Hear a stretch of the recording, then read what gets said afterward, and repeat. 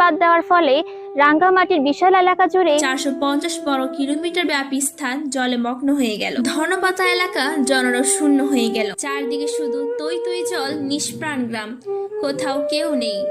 বন শ্রাবণের পক্ষেও আর ধনপাতে অবস্থান করা সম্ভব হয়ে উঠল না।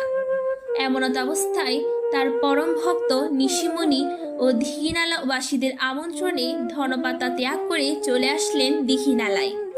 সুদীর্ঘ 12টি বছর শ্রাবণ অবস্থায় কাটিয়ে দিলেন এবং 1961 সালের 27 জুন রোজ মঙ্গলবার শুভ জ্যৈষ্ঠ পূর্ণিমা তিথিতে রাঙ্গামাটি রাজবিহারের অধ্যক্ষ রাজগুরু অগ্রবংশ মহাস্থবিরের অনুপ্রেরণায় উপসম্পদা গ্রহণ করেন। তিনি ধ্যান সাধনায় নীরব থাকতে আনন্দ পেতেন বিধায় তার উপাধ্যায় নাম রাখলেন সাধনানন্দ ভিক্ষু। একটানা 10 বছর পর্যন্ত দীঘিনালায় অবস্থান করলেন।